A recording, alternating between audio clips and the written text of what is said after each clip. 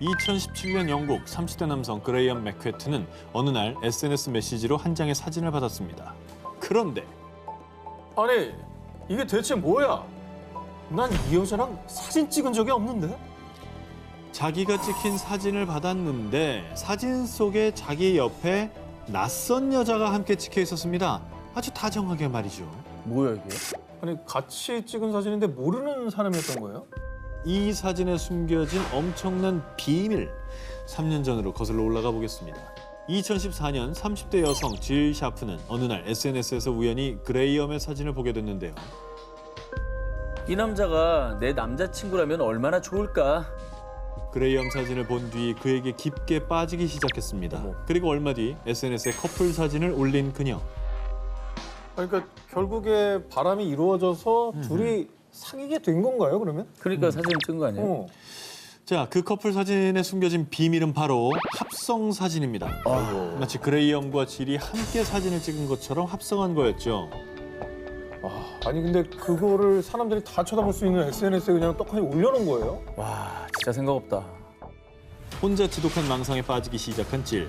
질이 어떻게 사진을 구했냐면 당시 그레이엄은 여자친구 마리안과 약혼을 하고 SNS에 커플 사진을 종종 올렸는데 그때마다 망상에 빠진 질은 사진 속 여자친구 마리안의 흔적을 지우고 대신 자신의 얼굴을 합성했고요. 또 그레이엄이 여자친구와 함께 데이트한 사진을 올리면 얼마 뒤 같은 장소에 가서 사진을 찍고서는 남자친구와 달콤한 데이트. 오늘은 웨스트민스터 사원에 다녀왔다. 이렇게 그레이엄이 사진을 찍은 바로 그 장소, 그 위치에 서서 마치 그레이엄과 함께 다녀온 것처럼 연출까지 했습니다.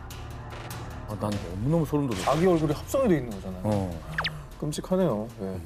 그런데 또 거기서 끝이 아니었습니다. 질은 자신이 스토킹하는 그레이엄 맥퀘트의 이름을 그레이엄 알렉산더로 바꾼 뒤 가짜로 남자친구 SNS 계정까지 개설. 그레이엄이 프로포즈를 했다, 곧 결혼한다 라며 거짓말까지 했는데요.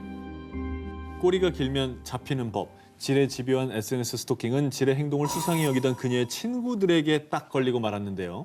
평소에 질의 친구들이 남자친구 좀 소개시켜달라고 할 때마다 그레이엄이 다쳤다, 일이 바쁘다 이렇게 갖은 핑계를 댄 걸 수상히 여긴 거죠. 왜냐하면 질이 무려 4년이나 남자친구가 있는 행세를 했거든요. 4년을? 와. 자, 이렇게 해서 모든 진실을 알게 된 지일의 친구들은 곧바로 실제 인물 그레이엄에게 알렸고요. 그렇게 장장 4년간 지속해온 지일의 끔찍한 SNS 스토킹은 멈출 수 있게 됐다고 합니다.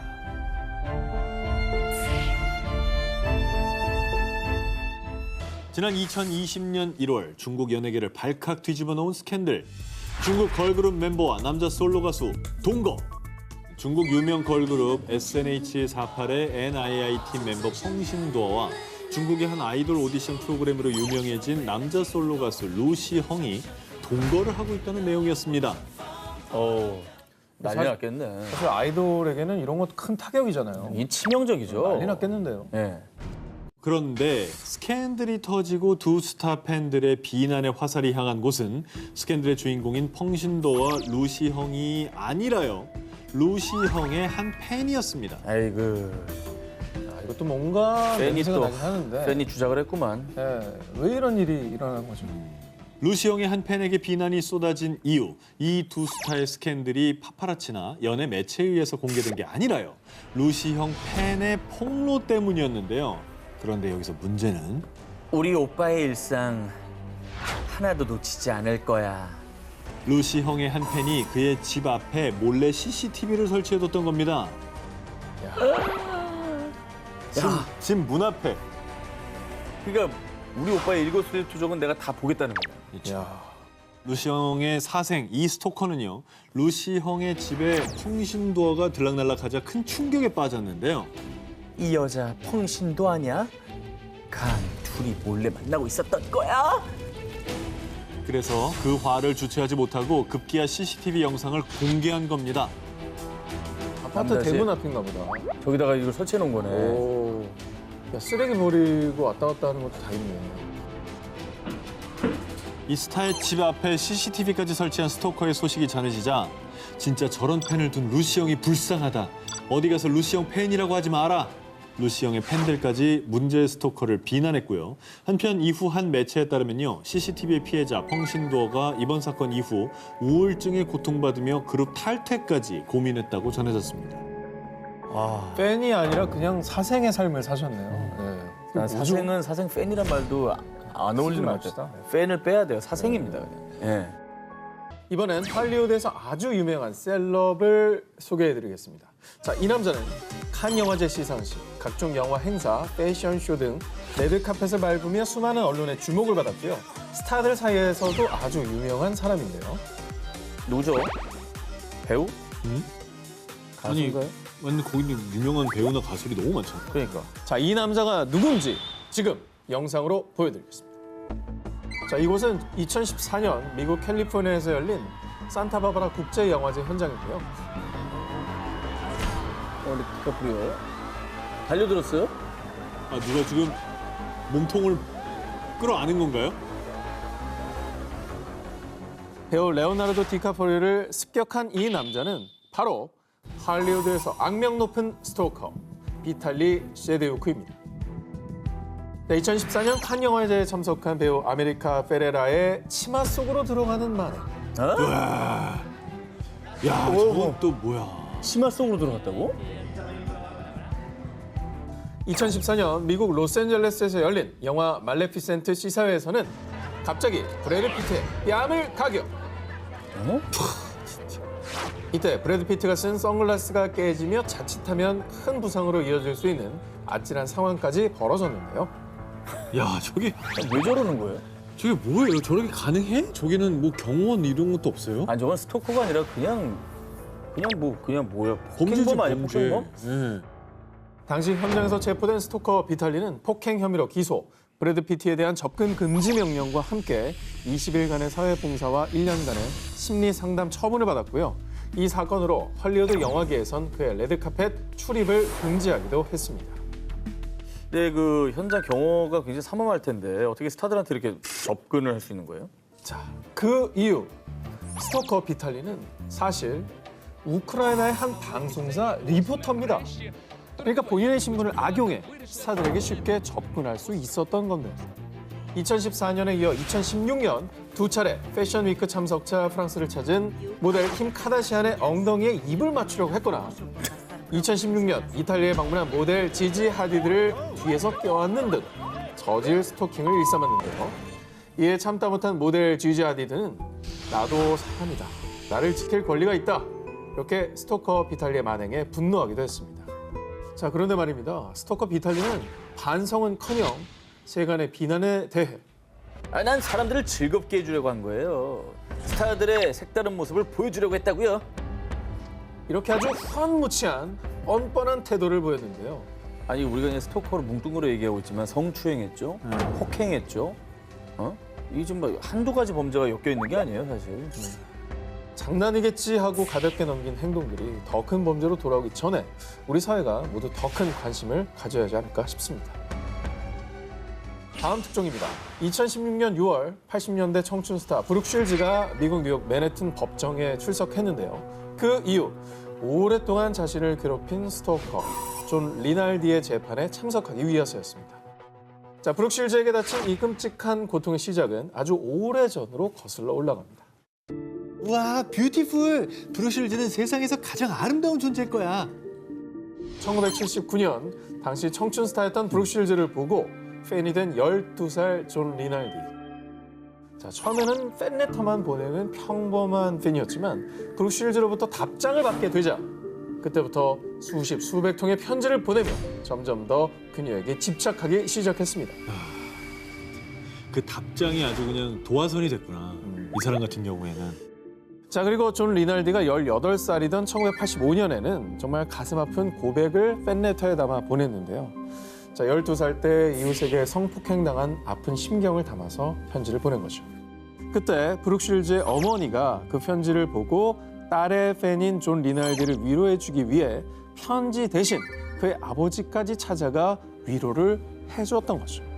그런데 그래, 난 브룩실즈에게 특별한 존재야. 우린 가족이나 다름없다고. 자, 브룩 쉴즈 본인 그리고 가족들의 호의가 이어지자 더 큰 망상에 빠져버린 그. 브룩 쉴즈가 참석하는 영화 시사회마다 쫓아다니는 건 물론 어느 날은 브룩 쉴즈의 단골 카페, 또 어느 날은 그녀가 가는 약국에 브룩 쉴즈가 가는 곳마다 그는 나타났던 겁니다.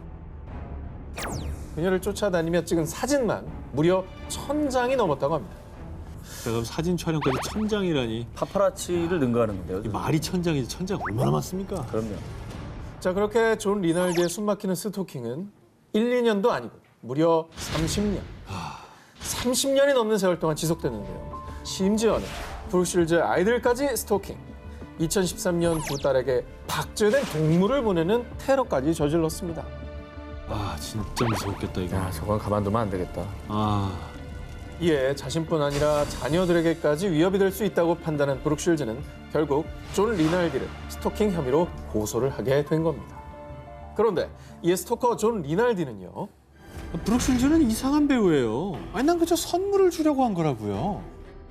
박제된 동물이 선물이면 자, 그리고 정말 화가 나는 사실은요. 브룩 쉴즈를 30년 넘게 괴롭혔지만 스토커 존 리날디는 고작 60일형을 선고받았다는 건데요. 2달. 팬이라는 가면을 쓰고 한 인간의 그리고 가족의 영혼까지 갉아먹는 스토커. 그녀가 30년 넘게 겪은 이 끔찍한 고통은 그 누가 보상할 수 있을까요? 로맨틱 코미디, 시대극, 스릴러까지 시대와 장르를 넘나드는 할리우드의 믿고 보는 배우 키나 나이틀리. 아, 진짜 너무나 연기 좋고 러브 액츄얼리도 기억이 나고. 뭐 또 최근에는 이제 비긴 어게인. 비긴 어게인. 아, 기가 막히죠. 받았죠. 맞아요. 자, 키나 나이틀리는 영국 런던 북부에서 남편 그리고 3살 딸과 함께 거주하고 있었는데요. 그런데 2016년 8월 어느 날 이렇게 어느 날부턴가 계속 집 주변에서 고양이 울음소리가 들린 겁니다. 자, 울음소리가 심한 날에 집 밖을 둘러봤지만 도망을 간 건지 고양이는 보이지 않았죠.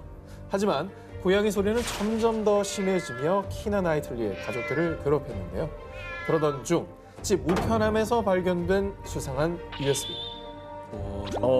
USB 불안한데요. 불안한데 진짜. 열어보지 않았으면 좋겠는데. 저는 이 안에 무슨 내용이 있는지 확인을 해보았는데요. 네. 자, 정체모를 USB 속 파일을 확인한 그 순간 온몸에 소름이 쫙 돋구만 그녀.